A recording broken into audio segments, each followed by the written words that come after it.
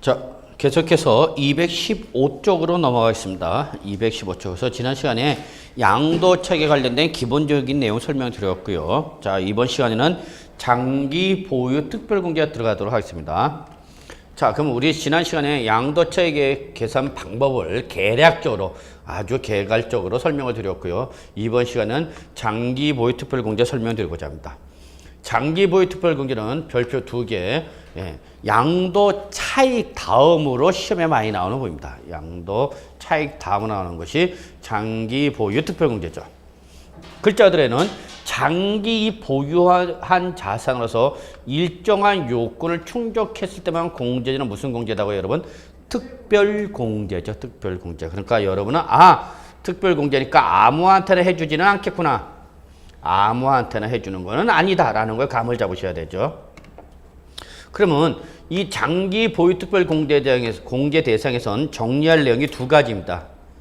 첫째, 공제 대상 누구한테 해줄 거냐 그 얘기죠. 누구한테 해줄 거냐 공제 대상. 둘째, 얼마를 해줄 거냐 공제 금액. 공제 금액. 자, 요때 공제 대상은 작년에 개정돼서요. 시험에 나온다라고 했고요. 그대로 시험에 나왔어요. 그래서 공제 대상이 별표 하나. 그런데 세법은 이 중에서도 공제 금액이 더욱더 중요하다라고 말씀드릴 수 있겠고요. 역시 시험에서도 공제 대상과 공제 금액에서는 답으로 물어보는 경우는 이쪽이 많이 있습니다. 이쪽은 별로고, 그래서 작년에 여기서 물어봤지만, 그리고 작년에 문제의 출제 오류로 인해서 모두 정답 처리됐던 것 중에 하나가 바로 요 장기 보유 특별 공제 대상입니다. 그러면 지금부터는 누구한테 해줄 거냐라는 건데, 자, 공제 대상은 두 가지입니다. 공제 대상은 두 가지다. 두 가지. 첫째.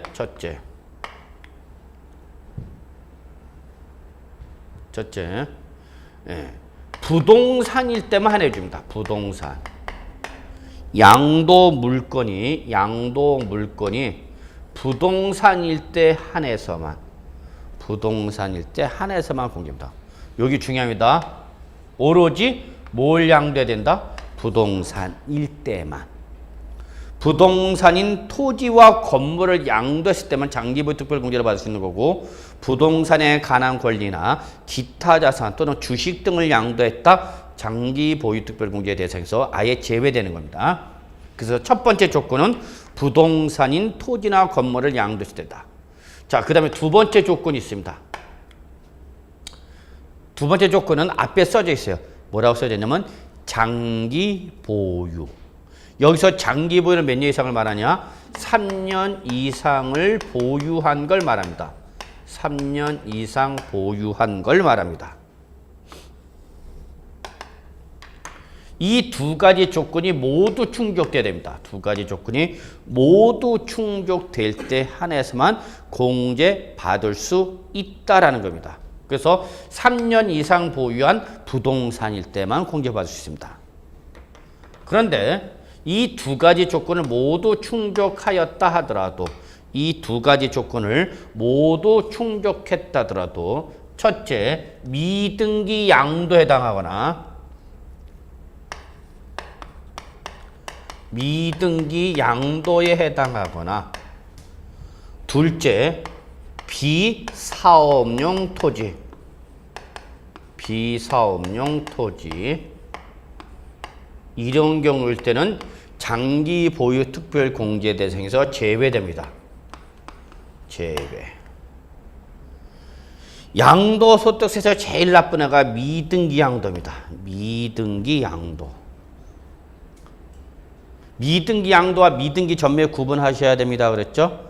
미등기 양도라는 것은 그 자산에 대한 등기부가 있음에도 불구하고 취득 등기를 안 하고 못 하고 양도하는 걸 미등기 양도. 그러나 그 자산에 대한 등기부가 없어서 취득 등기를 못하고 양도하는 건 우리 미등기 양도로 본다 안 본다? 안 봅니다. 미등기 전매로 생각하십시오라고 했죠. 그래서 미등기 양도와 미등기 전매가 있다면 세법에서 규제 대상이 되는 것은 미등기 양도가 규제 대상인 거지 미등기 전매가 규제 대상인 거는 아닙니다. 그랬죠. 그래서 무슨 양도? 미등기 양도. 두 번째 나쁜 놈이 누구냐? 비사업용 토지죠. 딱 보는 순간 여러분 좋은 놈, 나쁜 놈, 나쁜 놈 외울 필요 없죠.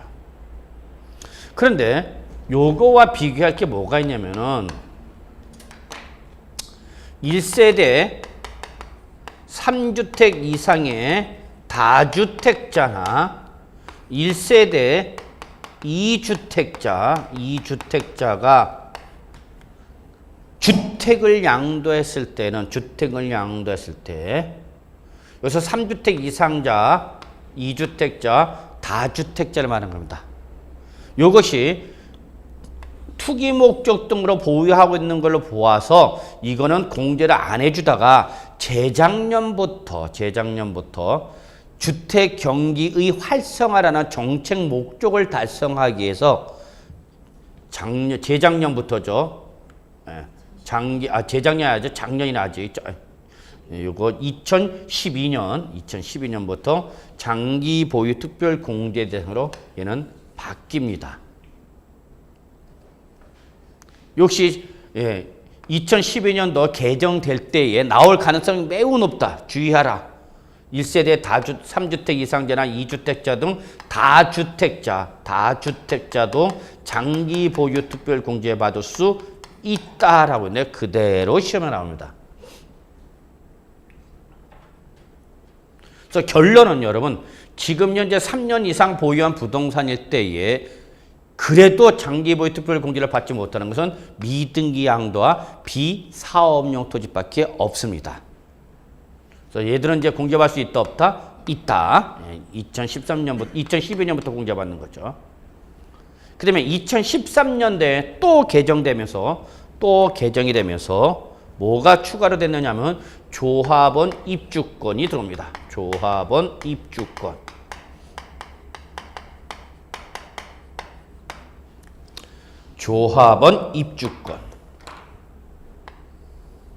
얘는 정확히 말하면 부동산이 아니라 부동산에 관한 권리죠. 권리. 재개발, 재건축 조합원 입주권을 보유하다 양도했다. 그럼 얘는 2012년도까지만 해도 부동산에 관한 권리였기 때문에 장기 보유 특별 공제를 받지 못했다는 얘기예요. 그런데 2013년부터 조합원 입주권도 공제 대상에 포함되면서 시험에 나오는데 문제를 내는 과정에서 부동산으로 한정해서 얘기를 해놓고 실제는 조합원 입주권을 빼놓고 시험에 내는 바람에 출전에서 모두 정답 처리해줬던 문제의 바로 요 놈이 원흉입니다. 결론부터 내리면 이제 2014년부터는 뭘 양도했어도 조합원 입주권을 양도했어도 공제받을 수 있다. 다만 조합원으로부터 취득한 것은 장기 보유 특별 공제 대상에서 역시 또 제외합니다. 조합원 입주권이라도 조합원으로부터 취득한 것은 제외한다. 우리 책에 나와 있나요? 예, 거기 나와 있죠. 자, 여기서 조합원으로부터 취득했다는 것은 무슨 취득을 말하냐? 밑에 적으세요. 승계취득. 즉, 승계취득, 조합원 입주권을 승계취득하여 보유하다가 양도했다. 그럼 장기보유 특별 공제 안 해주겠다. 그 얘기입니다. 그러면 다른 말로 말하면 뭐에 한해서만 해주겠다는 얘기예요? 원조합원으로서 그 조합원 입주권을 원시 취득한 경우에 한해서만 공제해주겠다. 그 얘기입니다.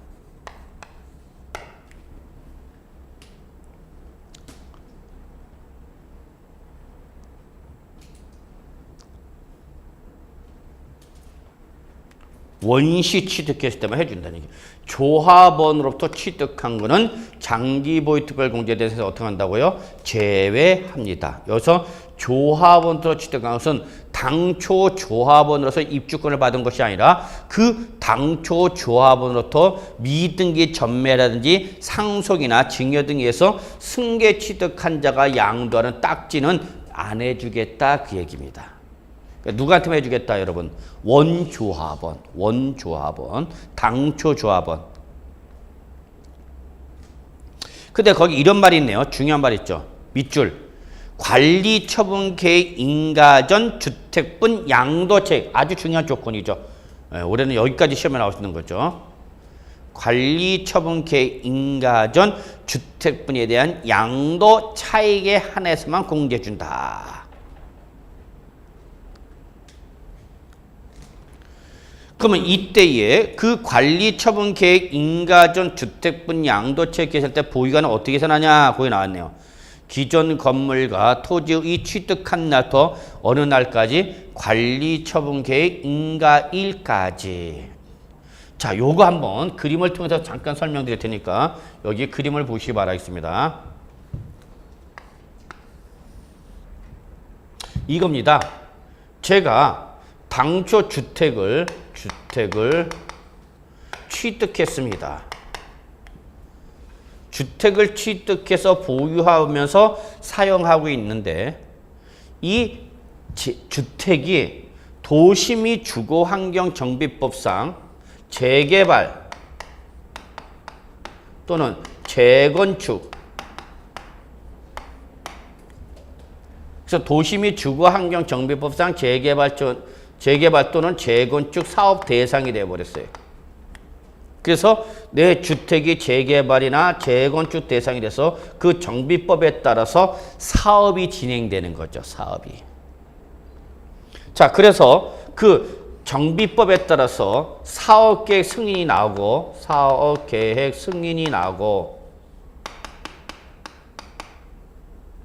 그 다음에 관리처분 계획 인가를 받고요.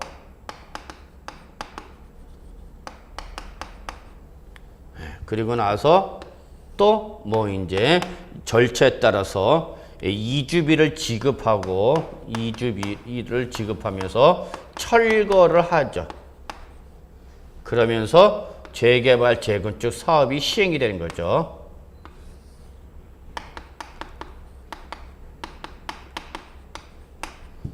그래서 사업이 완료가 되면 신축 주택을 신규 주택 아파트를 뭐 완성이 되겠죠. 그래서 일로 뭐 하면 되는 거죠? 다시 입주를 되는 거죠. 이게 내가 기존에 가지고 있던 주택에 대해서 재개발 재건축 사업의 진행 절차의 가장 기본적인 겁니다. 자, 그러면 우리는 세법에서 꼭 알아두셔야 될 것이, 세법에서 알아두셔야 될 것은, 세법상 도시 및 주거환경정비법상 이 조합원 입주권은 세법에서 언제 발생한 걸로 보냐면요. 꼭 기억해 두셔야 돼요. 세법에서는 관리처분계획 인가일에 조합원 입주권이 발생하는 걸로 봅니다. 기억해 두셔야 돼요. 소득세법에서 조합원 입주권이라는 권리는 언제 발생한 걸로 보냐라고 하면 언제다 여러분? 관리처분계획 인가일가 나오면서 그때부터 조합원 입주권이라는 권리가 발생한 걸로 봅니다. 그래서 입주권은 우리 세법상 뭐와 붙어 다닌다? 관리처분계획 인가일과 붙어 다닙니다. 아주 중요해요. 나중에 여러분이 공인중개사가 되셔서 실무에 종사하실 때 재개발이나 재건축의 그러한 지역에서 공인중개사업을 종사하신다라고 하면은 이 재개발 재건축 사업과 관련된 세법의 흐름을 모르면은요 설명 못합니다.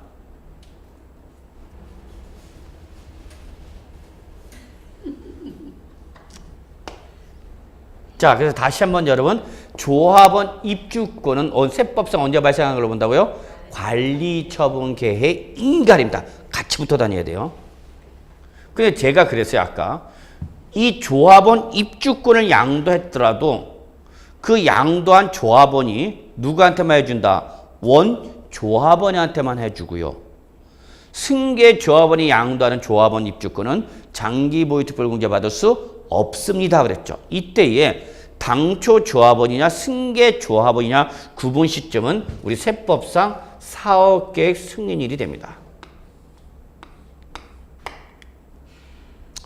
여기까지가 당초 조합원이게 되는 거고요. 그 다음에 여기부터가 승계 조합원이 되는 겁니다. 어떤 날을 기준해서? 사업계획 승인일을 기준해서. 그래서 사업계획 승인이 나기 전부터 갖고 있던 주택의 소유자가 당초 조합원, 다른 말로 원조합원 그러는 거고, 사업계획 승인이 난 다음에 취득하는 자들을 뭐라고 그런다고요? 승계조합원 그러는 겁니다. 그러면 장기 보유 특별 공제는 누가만 해볼 수 있는 거고, 당초 조합원만 받을 수가 있는 거고, 승계조합원은 미등기 전매로서 취득했거나 상속이나 증여 등에서 취득했거나 이런 자들은 장기 보유 특별 공제 대상에서 어떻게 한다고요? 제외됩니다. 자, 그래서 여러분, 제가 가지고 있던 주택이 본인의 의사 또는 본인의 의사와 관계없이 뭐가 돼버린가? 재개발, 재건축 대상이 된 거죠. 이에 관련된 공법상의 절차는 이제 우리 부동산 공법 시간에 배우는 거고, 세법은 그로 인한 경제 행위에 대해서 과세율을 판단하는 것이 세법 규정이고요. 자, 그래서 제가 여러분 주택을 갖고 있다가 재개발, 재건축 대상이 돼서 사업계획 승인을 받고, 물론 여기 이제 뭐 여러 가지 여러분 정비사업 지정 절차 뭐 이런 거 쭉 배우셨을 거고, 그거는 공법에서 하는 거니까 제가 할 논란거리가 아니고, 우리 세법에서 중요한 역할을 하는 건 요 두 가지입니다.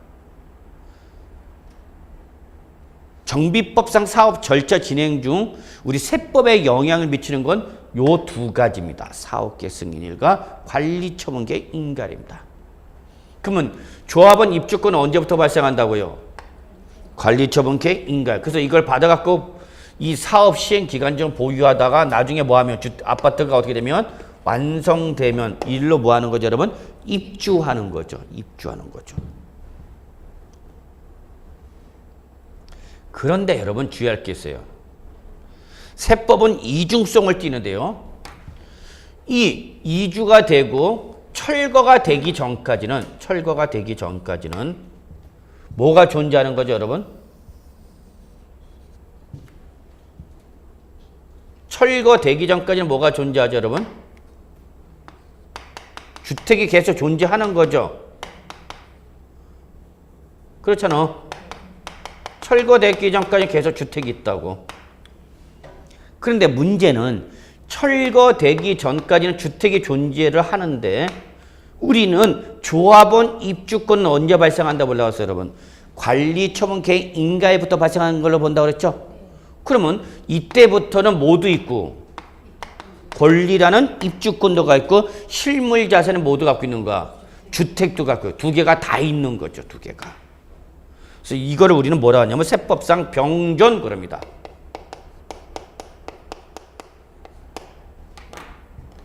모두 존재하고 주택도 있고 딱지도 갖고 있는 거죠.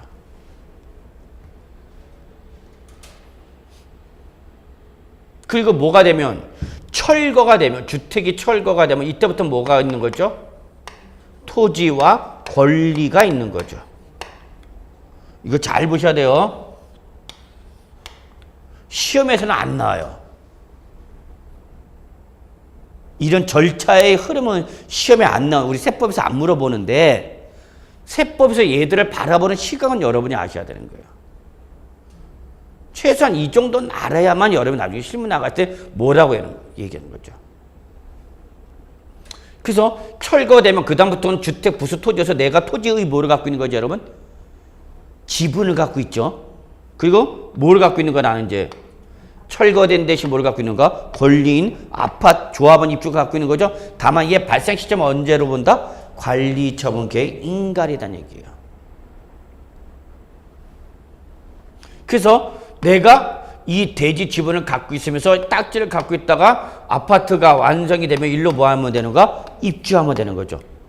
그럼 해피한 거죠, 뭐. 그럼 이때부터는 다시 뭐로 바뀌었죠, 여러분?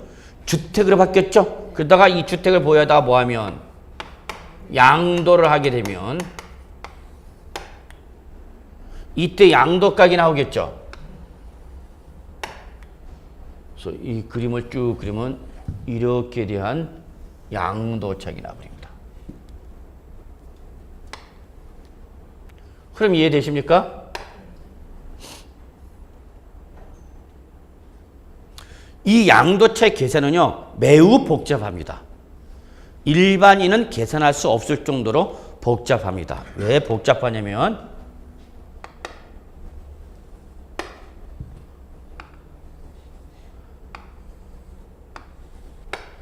양도차익이 세 가지로 나눠지는 거예요.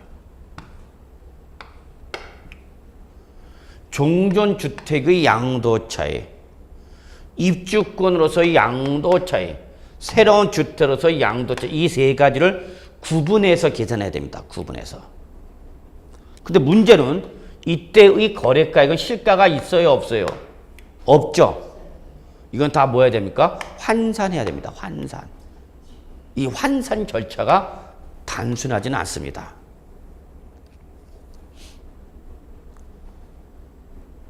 어떻게 보면은 그냥 단순하게 하면은 내가 지금 양도한 주택 가격과 당주택가 그걸로 했을 수도 있지만 실제 세법은 구분하는 것이 원칙입니다.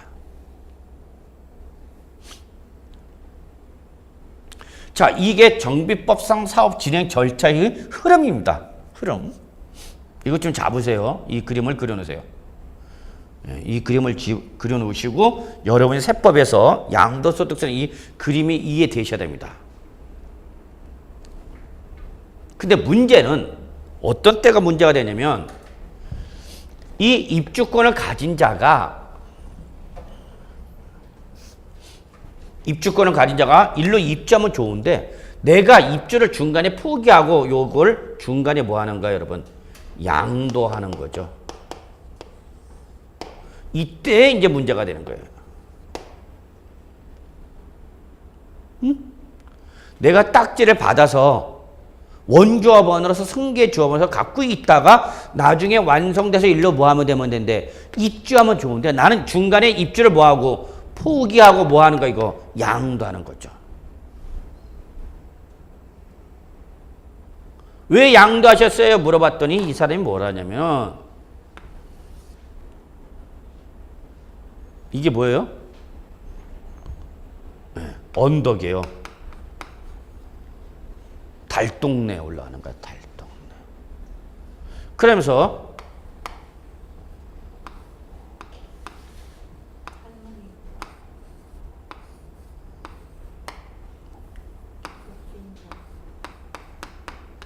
할아버지가 리어카를 끌고 올라가는 거야. 끌고 올라가는 것처럼 보여요? 근데 그 뒤에 할머니가 어이씨야 어이씨 하면서 뒤에서 또 밀고 올라가줘요.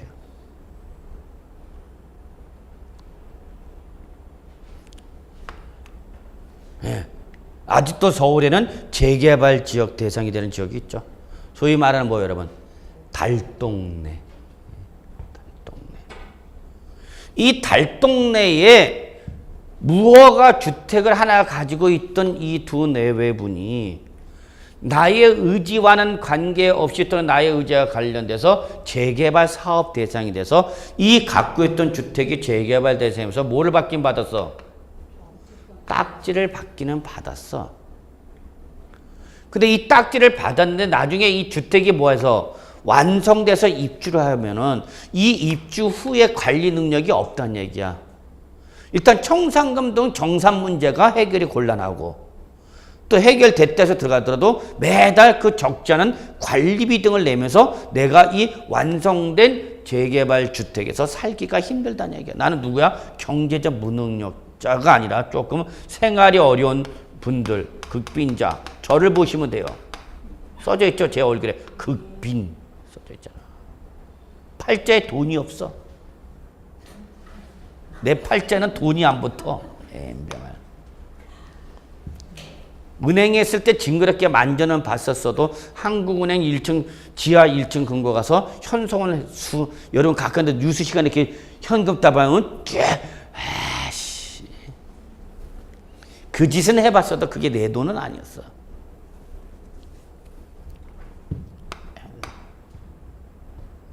자, 그래서 이분들은 일로 입주할 경제적 능력이 있어, 없어? 없어. 그래서 뭐 하는 거예요, 여러분? 이걸 중간에 포기하는 거죠. 바로 여러분이 나타난 거죠. 공인중개사 여러분이 나타나서 뭐라고 외칩니까? 딱지 팔어 그런 거죠. 그래서 지금 딱지 팔면은 어느 정도 대가를 받을 수 있다. 그래서 이분들한테 팔게 하는 거죠. 이게 실제 모 방송 카메라 고발인가 거기에 나왔던 기사 이게입니다. 그래서 여기에 뭘 주는가? 폐유지를 주워가는 거예요. 폐유지를 주워가는 거예요. 두 내외가. 그래서 이걸 주워갖고 집에 가갖고 정리해서 고물상 가서 파는 거 같고 그걸 생계유리하는 그런 분들이 여기에 입주해서 산다는 건 무리인 거죠. 그러니까 재개발, 재건축 사업이 사실상 본래의 사업 취지와는 지금 제가 볼 때는 많이 떨어지지 않는가. 원주민 입주율이 높아나죠. 엄청났습니다. 거의 뭐 물갈이 한다고 보시면 돼요. 손바뀜, 그래요. 증권용어로는. 원주민들은 입주율이 없어. 다 나가. 또 딴 지역으로 가는 거죠. 또 딴 지역으로. 서울 바깥으로 자꾸 나가는 거 아니야. 저도요, 계속 바깥으로 나오는 거야, 지금. 자, 보세요. 이분이 입주권이에요. 그러면 입주권은 양도했다. 양도세 과세 대상이에요, 아니에요? 입주권 양도했다. 양도세 과세 대상이야, 아니야? 어? 대상이죠. 예. 자, 여기 잠깐 보세요, 여러분. 거기 211조 잠깐 보세요. 211조. 과세 대상에 보시면 부동산 등에서 부동산에 관한 권리 그리고 그 부동산에 관한 권리 2번에 보시면 첫 번째 점박이 뭐 나왔어요, 여러분? 아파트 당첨권, 밑줄 재개발, 재건축, 저주택, 입주권 실무 나가면 이런 일이 발생해요, 안 해요? 해요. 밑줄 쳐놔요. 자, 이때 여러분 제가 그랬죠. 아파트 당첨권이나 입주권 양도세, 양도소득세 과세 대상이 되는데 이때 과세 대상이 되는 양도책은 뭐라고 그랬어요, 제가? 뭐에 대해서 과세하는 거야, 결론은? 그러면 입주권의 양도소득은 뭐가 돼? P가 결국 양도책이 됩니다, 그랬잖아. 프리미엄 받은 게 양도책이 됩니다, 그랬잖아. 그러면은 이 극빈자이신 분들이 또는 독거노인이라든지 경제적 능력이 취약하신 분들이 이 아파트 입주를 뭐하고 포기하고 딱지를 팔았는데 이 팔은 양도한 것이 재개발, 재건축 조합원 입주권은 소득세법상 양도소득세 과세 대상이 되니까 여기 대해서 뭘 내는가? 양도소득세 과세 되는 거죠. 양도소득세. 이해되세요? 그럼 이분들 지금 딱지 팔고 나갔죠? 그리고 그 딱지 판 돈으로 뭐 했을까? 뭐 했어? 다 먹고 살았어, 다른 데 가서. 그죠? 생기비. 근데 거기에 대해서 나중에 뭘 내야 돼? 양도세 내는 거지, 양도세. 할아버지 왜 양도세 안 내셨어요? 나중에 세무서에서 연락 오는 거야. 그게 뭐야? 그런 거죠. 아, 그때 입주권 딱지 파셨잖아요. 아, 그거 공인중개사가 그냥 돈 준다고 그래서 그냥 팔았지, 내가 뭐. 그거 라면 사 먹었어? 아니, 그거 세금 내셔야 되는데 왜 안 내셨어요? 그래서 뭐가 들어가? 양도세 추징 들어가죠. 그래서 또 뭐가 들어가? 가산세로. 이분들 내 못 내? 못 내. 그럼 이분들한테 세금 때리는 건 무리가 있는 거죠. 그러니까 뭘 양도했을 때? 입주권을 양도할 때 일정한 요건을 충족해주면 뭘 해주는 경우도 있겠구나. 비과세 해주는 경우도 있겠구나. 비과세도 있습니다. 일정한 요건을 충족했을 때는 그 좋아요. 그럼 이게 투기 목적이 없이 불가피하게 1주택을 가지고 있다가 양도를 하는 경우 등일 때에는 이때는 예외적으로 뭐 해주는 경우가 있다 여러분? 비과세 해주는 경우가 있습니다. 실무 나가면 여러분 꼭 정리해 두셔야 돼요. 근데 시험에는 거의 안 나와요. 시험에는 거의 안 나와요. 둘째, 만약에 비과세를 적용받지 못했다? 비과세를 적용받지 못했다? 그러면 이때 이분들이 양도했을 때 오랫동안 그 무허가 주택에서 보유하고 있다가 이 주택을 양도하면서 입주권에 대해서 양도차익이 부과되면 이만큼 양도차익이 발생하는 거죠. 그렇죠? 이해되세요? 그러면 세부담이 커지니까 이러한 경우에 이 주택을 취득한 날로부터 딱지를 뭐 할 때까지 양도할 때까지 기간이 몇 년 이상이면 3년 이상이면 요 관리처분 계획 인가 전 양도 차익에 한해서는 양도소득세 과세 안 하겠다 그 얘기입니다. 그러니까 양도소득세가 어떻게 되는 거야? 줄어드는 거죠. 여러분 이 그림을 그려놓고요. 꼭 그려두시고 이 사업 흐름을 보시면서 세법에서 어떠한 관점으로 보는가 요걸 좀 많이 생각해 보실 필요가 있습니다.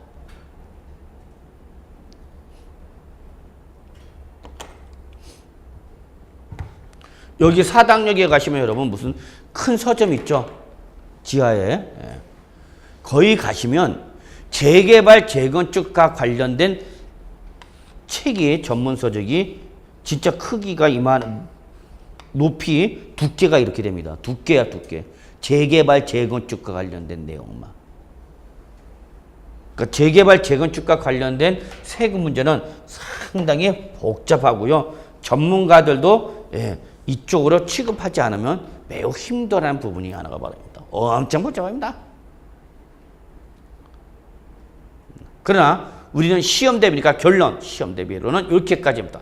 뭘 양도했어도 이제 조합원 입주권을 양도했더라도 장기보유 특별공제 받을 수는 있다 없다? 있다. 다만 누구로부터 받은 거는 조합원으로 취득한 거. 무슨 취득을 말하는 거고? 승계 취득한 것일 때는 입주권이라도 장기보유 특별공제 해준다 안 해준다? 안 해준다. 그래서 결론 누구한테 해준다? 원조합원한테 양도했다. 이때 원조합원한테 장기보유 특별공제는 당의 기존 주택을 뭐 한 날로부터 취득한 날. 여기 여러분 교재 어디에 나와 있어요? 215쪽에 나와 있는 거죠? 215쪽 보세요. 기존 주택을 뭐 한 날로부터 취득한 날로부터 언제까지 밑줄 관리처분 계획 인가일까지 기간 동안에 발생한 뭐에 한해서만 양도 차익에 한해서만 장기 보유 특별 공제해 준다 그 얘기입니다. 지금 안 외우셔도 좋아요. 의미만 이해하시면 돼. 아, 선생님이 지금 무슨 얘기를 하고 있구나라는 것만 이해하시면 돼요. 여러분 시험에도 아마 또 나올 겁니다. 이거는 장기보유 특별 공제는 또 나올 수밖에 없어요. 그리고 개정안이 올라가 있어요. 개정안이 올라가 있는데 당장 개정안을 시행하지 않고 이거는 또 2015년부터 적용하겠다. 환장한다. 그래서 책 바꿨다가 도로 원위치. 2015년부터니까 여러분하고 관련이 없어요. 자, 그러면 지금부터는 공제 금액을 한번 봅시다. 요거는 스토리를 이해하셔야 돼요, 여러분. 특히 조합원 입주권은 스토리를 좀 이해해 주셔야만 여러분이 나중에 이해하시거나 실무 나갔을 때도 많은 도움이 되지 않겠습니다. 자, 그러면 이제 지금부터는 얼마를 해줄 거냐? 공제 금액은 여러분 양도 차익에 대해서 보유 기간별 공제를 곱해서 공제 금액이 나옵니다.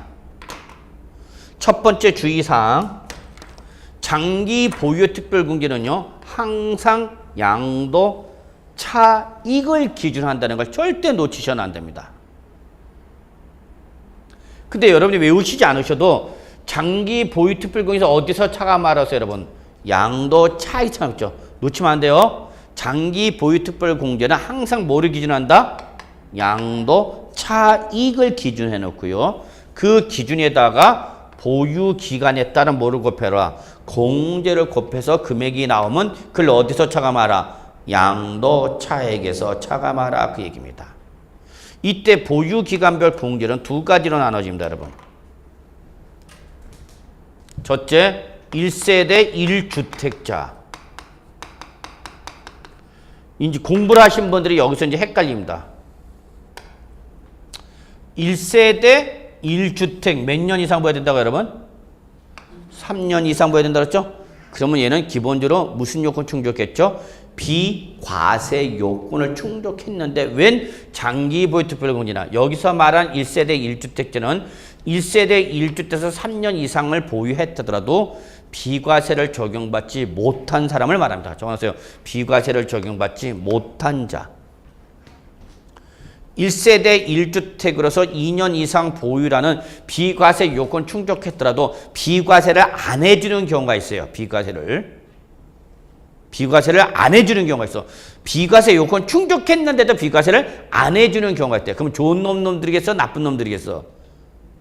나쁜 놈들이겠죠. 세법상. 나쁜 놈들이겠죠. 남들은 비과세 받을 때 얘는 비과세 받았다 못 받았다? 못 받았다 지금 그 얘기야 얘들은. 그러니까 불쌍해 안 불쌍해? 불쌍한 놈들. 남들 비과세 받을 때 너는 비과세도 못 받냐?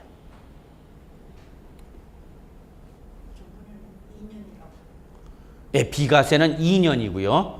예, 여기서는 3년 이상 장기 보유. 그러면 얘는 이미 비과세 요건 충족한 거잖아.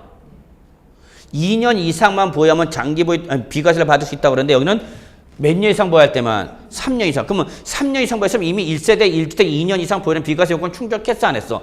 했잖아. 그죠? 그런데도 불구하고 얘는 무려 2년이 아니라 몇 년 보유하고 양도해도 3년 이상 보유하고 양도해도 장기 보유 특별공제를 안 해주는 경우가 있다 그 얘기예요 여러분. 그래서 얘는 비과세 요건이 1세대 1주택 2년 이상 보유 및 3년 이상 보유했어도 비과세를 받아서 못 받아서 못 받은 애들, 비과세를 받지 못한 애들.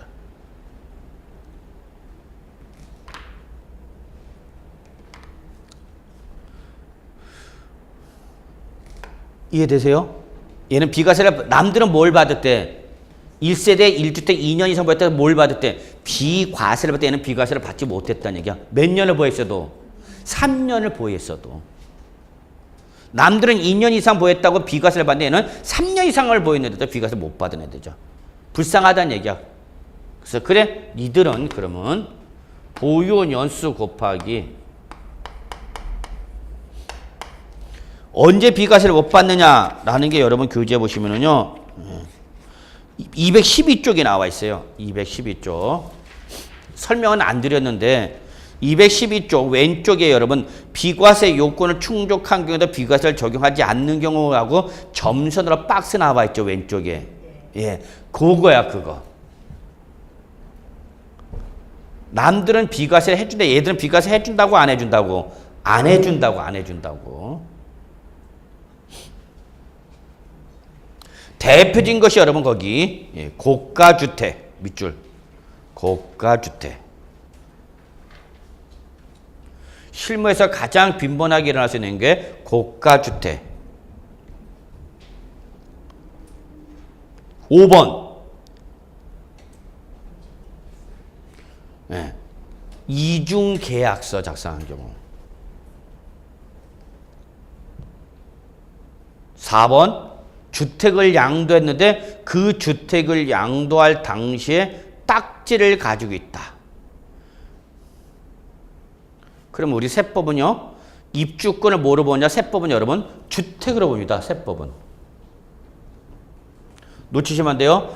입주권은 뭐로 본다? 세법상 주택으로 취급합니다. 주택. 어차피 뭐였다가 주택이었던 놈이 재개발 재구축 사업 시행 기간 중 권리로 바뀌었다가 다시 뭐로 바뀔래야? 주택으로 바뀔래죠? 요거는 한시적인 기간 동안에만 그러니까 얘도 일단은 양도 당시 사실상 뭐라 하더라도 입주권이라도 우리 세법은 뭐로 취급한다? 주택으로 취급한다. 세법은 주택으로 취급합니다. 자, 이런 사유로 해서 비과세를 받지 못한 1세대 1주택자는 보유 연수 곱하기 1년당 8%입니다. 1년당 8%. 1년당 8%. 여기 책에 나와 있죠?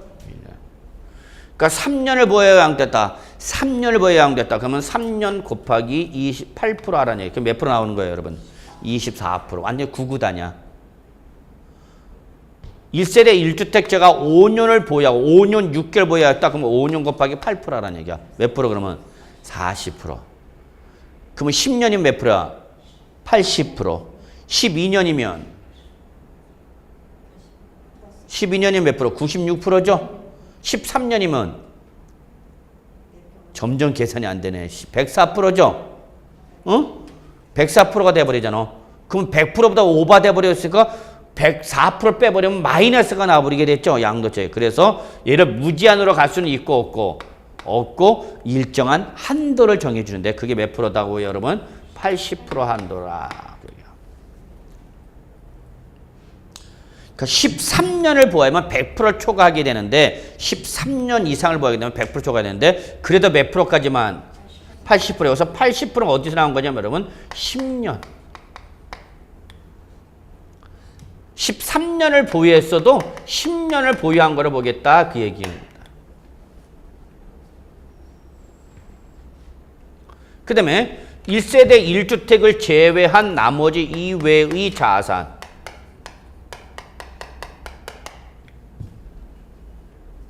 얘들은 보유 연수 곱하기 1년당 3%입니다. 그럼 10년을 보면 몇 프로까지만? 30%까지만. 그러면 3년을 보였으면 몇 프로가 되는가, 여러분? 3년을 보였으면 몇 프로가 되는가? 9% 되죠? 그러면 한 자리 숫자가 되니까 최저 10% 보장은 해주겠다. 그 얘기, 여러분. 그래서 여기는, 요거는 최저를 말하는 거고, 요거는 최대 공제받을 수 있는 공제를 말하는 거예요. 이때 요거는 따로 외울 필요 있이 없이 몇 년 보유한 걸 전제하라? 10년 보유한 걸로 전제하라. 그 얘기입니다. 그래서 여러분 요거는 외우셔야 돼요. 그런데 개정안에 보면은 이 1세대 1주택자 이 8%가 엄청 크다는 얘기야, 지금. 엄청 큰 비중이다는 얘기죠. 그래서 이거를 6%로 인하하겠다. 지금 그게 현재 세법 개정안에 와 있는가? 정부 개정안에 6%를 낮추겠다. 그래서 최대 몇 프로까지만 해주겠다? 60%. 근데 당장 내년 시행하면 갑자기 예상치 못하게 장기보유 특별공제가 줄어드니까 이 예상을 주기 위해서 그래서 이거를 당장 내년이 아니라 2015년부터 적용하겠다 그러는 거죠. 그래서 미리 인하가 될 테니까 팔려면 빨리 팔아라 그 얘기야. 법적 안정성을 추구하는 거죠. 갑자기 법이 자꾸 바뀌면은 뭔가 안정되질 못하게 되니까 예측 가능성을 심어야 되잖아. 예측 가능성. 사람이 어떻게 될지 모르니까. 근데 뭔 일을 예측만 할 수 있었다면 얼마나 좋겠어. 그죠? 사람도 대인관계도 그렇죠. 예측할 수가 없어요.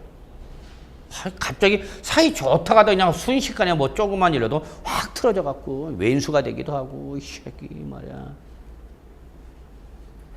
그러니까 힘들어지죠. 자, 여기까지가 장기 보유특별공제에 대한 기본적인 내용입니다. 기본적이네요. 에이씨 이렇게 설명해 놓고 이게 기본이냐? 기본이에요. 자, 그 다음에 이제 우리 양도소득 기본공제 합시다. 이제 무슨 공제 왔어요? 특별공제 끝나고 이제 무슨 공제 간다? 기본공제.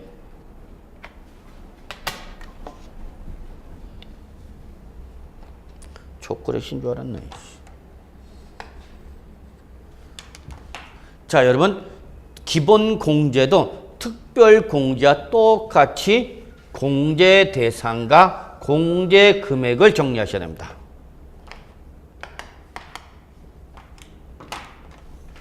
근데 자, 양도소득 무슨 공제 여러분? 무슨 공제? 특별공제, 기본공제. 기본공제야. 기본공제. 그래서 여러분 거기 공제 대상이 보면 여러분 얘는 양도소득이 있는 사람은 누구나 다 해주는 거야. 다 해주는. 무슨 공제니까? 기본공제니까. 그러니까 얘는 여러분 위에다 적으세요. 양도 물건과 보유기간 불문. 뭘 양도했느냐? 부동산을 양도했느냐? 부동산에 관한 권리냐? 기타 자산이냐? 주식을 양도했느냐라는 양도 물건. 3년 이상 보유했냐는 이런 보유기간. 묻는다, 묻지 않는다. 묻지 않는다. 이게 특징이에요, 여러분. 불문. 적어놔. 양도 자산과 보유기간 불문 꼭 적어놓으시기 바라겠습니다. 그냥 양도소득세 납세 의무자라면요 다 해준다 그 얘기입니다. 무슨 공제니까? 기본 공제니까. 글자 그대로 기본. 너나 없이 다 해주는 거야. 이게 양도소득 기본공제의 특징입니다, 여러분. 그런데 아무리 기본 공제라더라도 밑줄 뭐일 때는 미등기 양도일 때는 안 해줍니다. 양도소득세에서 제일 나쁜 놈이 누구예요, 여러분? 미등기 양도, 여러분. 미등기 양도. 나쁜 놈. 응? 미등기 양도가 어떻게 하느냐고요? 그거 어떻게 하느냐는 것은 걱정하지 마세요. 그건 과세권자가 알아서 하겠지. 다 나타나요. 네. 권리 변동이 일어나게 되면 거기에 대해서 이전에 대해서 추적하게 돼 있어요. 너 누구한테 산 거니? 응? 다 물어봐, 안 물어봐? 물어봐요. 입주권이 바뀌면은. 네. 자, 그래서 미등기 양도일 때는 죄송합니다. 미등기 양도일 때는 장기 보유 특별 공제는 물론이지만 모두 기본 공제도 안 해준다. 안 해준다. 자, 그러면 이때 중요한 건 공제 금액이 중요해요. 별표 하나. 이때 거기 공제 금액을 보면 여러분 부동산 등 하나, 부동산 등 밑줄 하나, 주식 등 밑줄 하나, 자, 동그라미 시뻘겋게 칠해. 여기서 제일 중요한 말은 이거야. 소득별. 양도소득금액 합계해서 얼마로 공제해 준다고요? 연간 250만 원 공제해 준답니다. 소득별 동그라미 쳐놨어요? 자, 요걸 출전이 말을 이렇게 바꿀 수 있어. 꼭 적어놔요. 양도자산별. 이렇게 고치면은 여러분은 잡아내야 돼요. 양도자산별 양도소득금액에서 연간 250만 원 공제한다. 그럼 맞다, 틀리다? 틀리다 그 얘기입니다, 여러분. 틀리다. 양도자산별 공제가 아니라 소득별 공제입니다. 소득별. 또 동그라미 칠했어요, 분명히.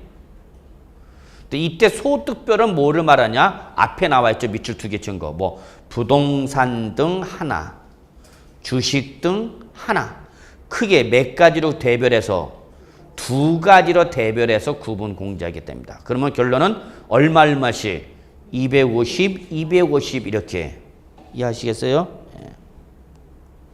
근데 이때 250만 원은 1년 동안에 공제받을 수 있는 금액을 말하는 거야. 1년 동안에. 그래서 여기 뭐라 써요, 여러분? 연간. 밑줄. 그러니까 내가 올해 여러 번의 양도가 있었다 하더라도 받으시는 맥시멈 얼마까지만? 250만 원까지만 받을 수 있다는 얘기야. 근데 내가 부동산만 양도한 게 아니라 올해 뭐를 양도했다? 주식을 양도했다. 그러면 우리는 항상 세법은 우리 양도소득은 부동산과 주식 등 어떻게 한다? 구분한다 그랬죠? 물건이 달라. 그래서 부동산도 양도했을 뿐만 아니라 내가 뭘 양도했다? 주식을 양도했다. 그러면 부동산 등에서도 250은 물론이지만 별개로 주식은 따로 묶어서 얼마? 250. 그래서 부동산 등에서 250, 주식 등에서 250. 그러면 1년에 최대 얼마까지 받을 수 있는가? 500. 1년에. 근데 거기 당구장이 표시가 되면서 이런 말이 있네. 양도소득 기본공제는 밑줄 국외 자산에 대하여도 국외 자산에 대해서도 공제해준다.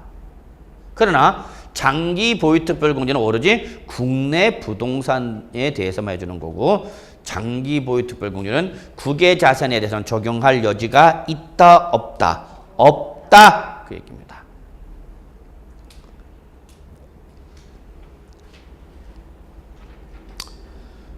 자, 그래서 2교시는 여기까지 하도록 하고요. 예, 그래서 여기까지 해서 2교시를 마무리 짓고 10분 쉬었다가 남은 부분 마무리 짓도록 하겠습니다.